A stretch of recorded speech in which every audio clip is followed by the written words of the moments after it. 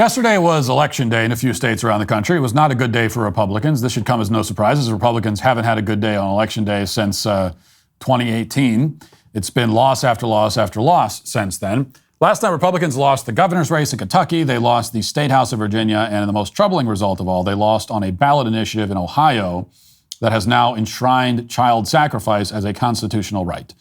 Reading from the Daily Wire, quote, voters in Ohio voted Tuesday to approve a ballot initiative that places a right to an abortion into the state's constitution. Pro-life advocates say the measure will effectively make abortion legal at any point in pregnancy. The initiative brought in millions in spending, with more than $18 million being spent in favor of the pro-abortion initiative, with just $7 million being spent in opposition since August 9th, according to NBC News.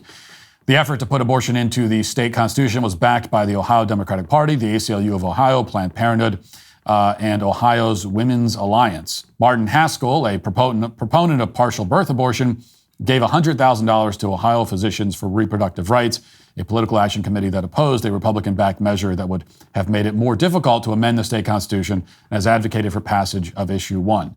Prominent Ohio Republicans like Governor Mike DeWine and Senator J.D. Vance spoke out against enshrining abortion into the state's constitution, calling the measure extreme.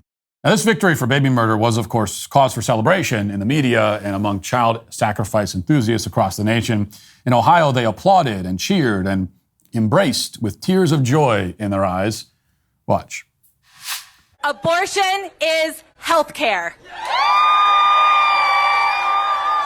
And abortion access is the law of the land in Ohio. Tonight, Ohioans United for Reproductive Rights passed Issue 1 and put Ohioans back in charge of their decisions about pregnancy and abortion. Together, we successfully enshrined the right to reproductive freedom into the Ohio Constitution. Just imagine reacting that way to the news that children in the womb just lost all of their human rights, because that's what this constitutional amendment does. It says that children in the womb have no rights at all. If you are not yourself a bloodthirsty sociopath, it is impossible to fully imagine reacting this way, which is why, if you're like me, when you see them joyously celebrating the mass slaughter of children, you become more resolved than ever to fight and defeat these people.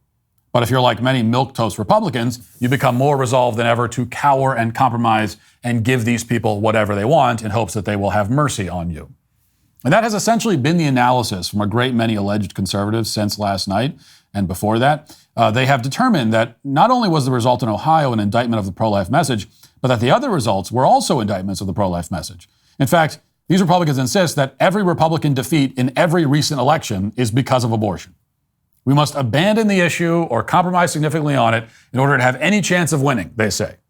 According to this conventional right-wing wisdom, the overturning of Roe in the Supreme Court was not a great victory for human rights, but was in fact a political disaster that is solely to blame for all of the losing the Republicans have been doing.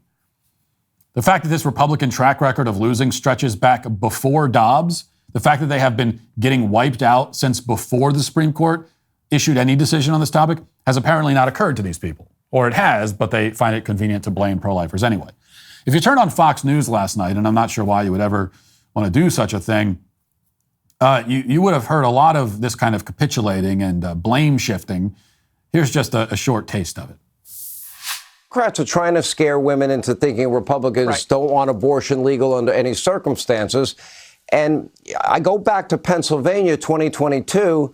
The Republican candidate for governor, if I remember correctly, no exceptions for rape, incest, or the mother's life, and lost to a non-incumbent gubernatorial candidate, Democratic candidate, by a margin that was not seen since the 1940s. So I have to believe that is an indication that the women in America, suburban moms, want it probably legal and rare and probably earlier than, at the point of viability. How do they stop bumbling on abortion? What's the answer? Well, number one, the Republicans have to clear up this issue across these states with clear lines, like a 15 to 20 week abortion ban with exceptions for life, incest, and rape. and make it clear. You look at states where that is set in stone, and we don't have these problems. We don't have these problems in Florida. We don't have these problems in Georgia. We don't have these problems in North Carolina. And part of that is because of that particular issue. So that's Sean Hannity and Reince Priebus talking about how Republicans can start winning. Now, you may ask yourself, what in God's name do these two know about winning? What wins do they have under their belt? In what way has either of them ever in their entire careers helped conservatism win anything? Serious question. What have they ever done? What victory have they ever achieved? What ideological battles have they fought and won in their lives? What ideological battles have they fought at all?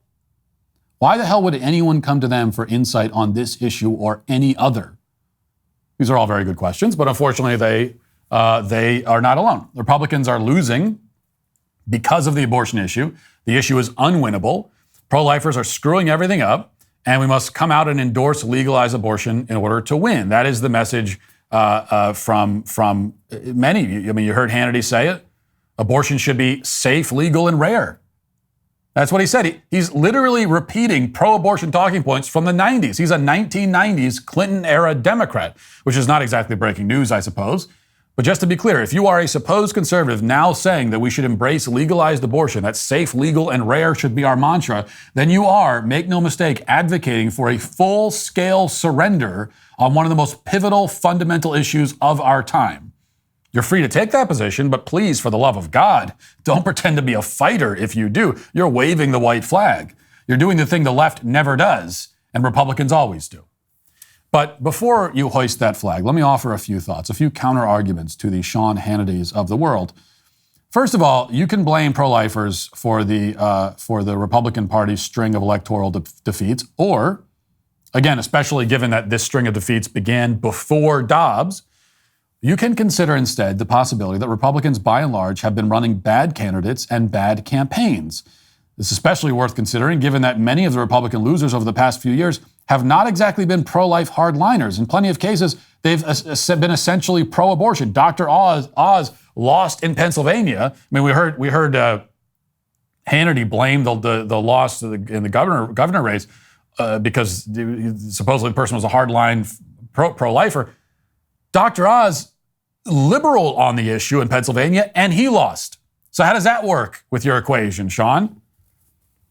Second, the claim that conservatives should moderate on abortion is not some brilliant new insight, okay? I love all these people acting like they just came up with this. You know, I've just been thinking about it, and I think that this is not some bold political innovation. This is what the Republican establishment has been saying for my entire life, since I was born and before. The Republican establishment has insisted that the only way to win is to go soft on abortion, compromise, hide from the issue, undersell it. This has been the conventional milquetoast Republican wisdom forever. Does it appear to have been effective? Does it have an actual track record of success? Ask yourself that. The Republican establishment has been losing and scapegoating social conservatives forever. They have been blaming us for their failures since always. This is nothing new. Why would you buy into it now? The truth is that social conservatives are the only ones on the right who have been doing anything or winning anything recently.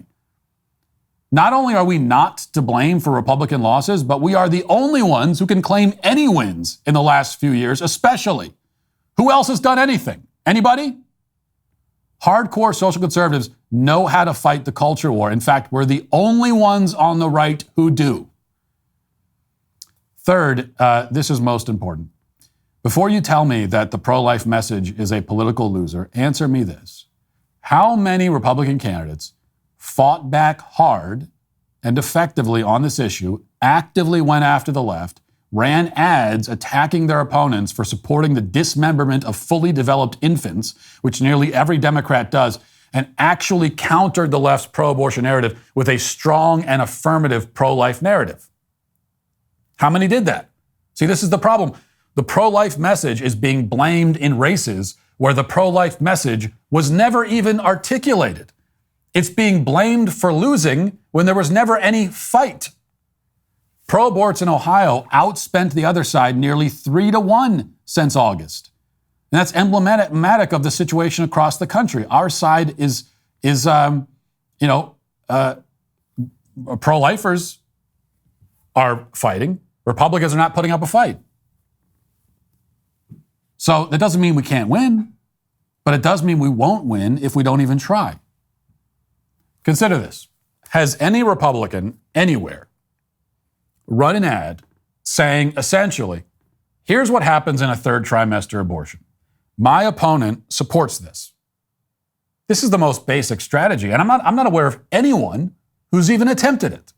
Now, I'm not saying that they should show an abortion in an ad, because nobody would run it if they do, and you need people to run it, but they can describe what the procedure involves, okay? There's a way to get this message across, and it's just and people don't know this, okay? A lot of people don't know this. They don't really know what they're talking about when it comes to this issue. They don't know what this issue is. They don't understand. And so has there been anyone who's run an ad saying, look, here's what this is. Here's what this guy over here is running against me. He supports this. And so if you agree with him, then vote for him. You know what? If you agree with him on that, I don't even want your vote. But if you're a decent person, then I think you know what you need to do. The point is to go on offense, to flip the script, to flip the conversation, focus it on the horrors and barbarity of abortion and the abortion industry. This has not really been done. It has not really been attempted. Most of the losing candidates have not done this. They have hid from the issue instead of going on offense, which is, of course, the Republican specialty. You know, Democrats want to spend their entire time talking about the hard cases, rape, incest, life of the mother, the cases that account for fewer than 1% of all abortions. They focus the whole conversation on that. Republicans allow themselves to get baited into focusing the conversation there where Democrats want to focus it. Rarely have they responded by saying, we're not going to talk about the 1% of cases until you answer some questions about the 99%. Here's what abortion is. Here's why 99% of abortions are performed. Here's what happens in most of these abortions. Here's what happens in a third trimester abortion. You need to answer for that before we talk about anything else. We're not going to even talk about the 1% until you talk about the 99%. That should be the mantra, not safe, legal, and rare. No, the mantra is we're not going to let you people dictate this conversation. We're not going to let you hide from the difficult questions that you need to answer. Now, very few Republicans have had the balls or wherewithal or intelligence to respond that way. And so they lose. Now, the truth is, for me, I wouldn't compromise on abortion, even if it really did mean losing every election from now to kingdom come.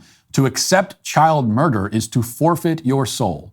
If we are really a country, if it is true that we are now a country where child murder is so fundamentally popular that it's impossible to win by opposing it, then we are not a country worth saving anymore.